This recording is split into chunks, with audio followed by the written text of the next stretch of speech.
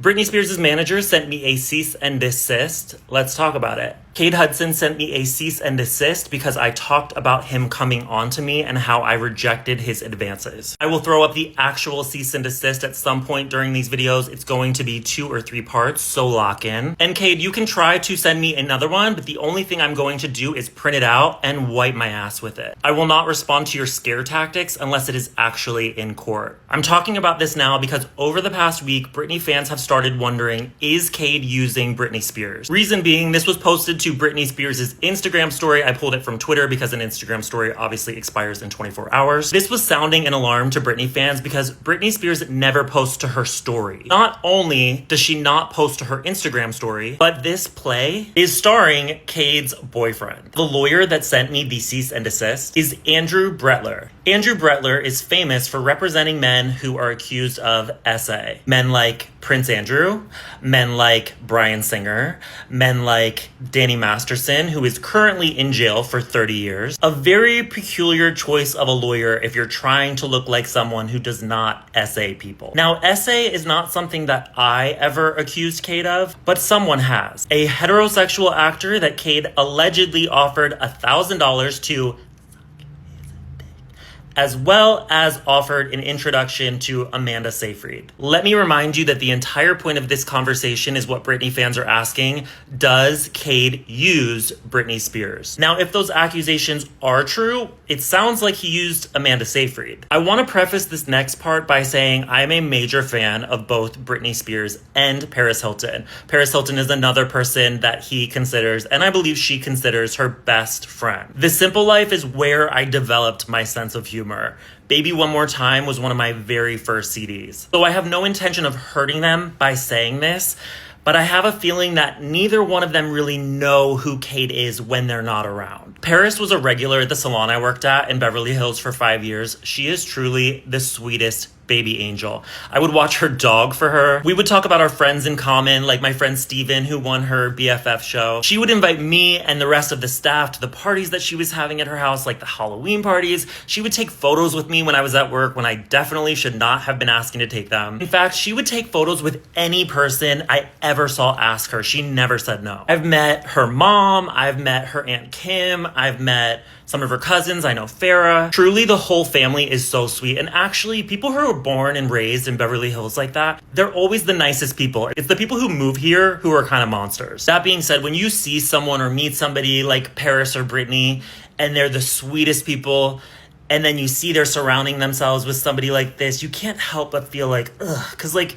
people are the people that they surround themselves with. Which is why I refuse to believe that either one of them really knows how he treats people. I first met Cade off the dating app Raya. I was working at that salon in Beverly Hills where Paris and a ton of celebrities would frequent. We'd been chatting, I was at work, it was a rainy day in LA, and he wanted me to come over. I told him no and that I wasn't looking to hook up, and he said, I'm not either, it's just a rainy day, like we'll order takeout, we'll watch Housewives. Years later, obviously I understand I was being naive and that if somebody is inviting you over to their home, it's because they just want to. I also want to say he led me to believe that I was coming over to his house, as in he owned it. I later found out after being invited to Chloe Grace Moretz's birthday party that the house actually belonged to Jeff Beecher and that Cade was renting the guest room. Jeff can be a different story for a different day if you guys even care, but Jeff and Cade, both of their self-worth is basically finding a sense of identity from their proximity to celebrity. When it comes to both of them, if you're not someone who can do something for them,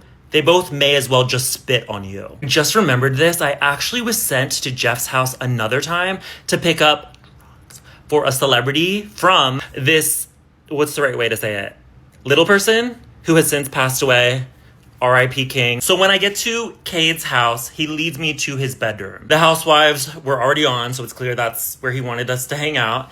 And I go to sit on the edge of the bed, but he wants to show me some things first. He leads me around the room, pulling photos from the wall, and then saying, this is me and my best friend. And it's a picture of him with Britney Spears. And then he pulls another photo from the wall and is like, this is my other best friend, and it's him and Paris Hilton. I was now clear that he was showing me photos of him with his celebrity friends in an attempt to get me to fuck him, not knowing that I saw celebrities every day. So I'm like, what should we order? Should we get Thai? And of course he's like, I'm actually not hungry. So now I'm sitting in his bed, like my back up against like where a headboard would be, but I don't believe there was one. He's laying down next to me. He's hitting his pen. He's talking about how he's so obsessed with this guy who just broke up with him, who was Kris Jenner's lawyer, or he was the lawyer for the Kardashian Jenner company. I later met that lawyer actually at a Memorial Day party at Lance Bass's house, but that's, again, another story for another day. So that lawyer, he told me it was his dream to be a singer. And it was clear he was sort of like using these tactics on this guy, like bringing him around Britney Spears, trying to woo him because he wants to work in music. So we're watching The Real Housewives of New Jersey, and suddenly he's showing me his heart through his pants. And I'm like, Teresa Giudice has never done this for me, but like, go off, king. He rolls closer to me and starts pushing it up against my leg, to which I nudge him away.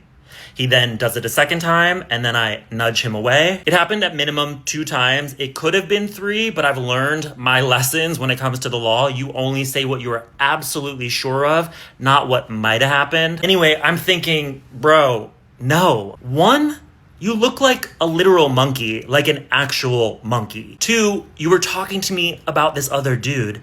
And 3, I told you no before I came over. Because I did not want to, he asked me if I would take him to go get his car, which he had left at the Soho house the night before. I guess he drank too much is what he said. Now, when I originally shared this story, Britney fans took this story and said that he essayed me. I want to make it clear that is not what I said. I never felt that. I felt he came on to me and I rejected his advances. After that encounter, I do believe that I did text Cade 1 time, and we didn't speak again until I started assisting Mariah Carey. Follow for part 2.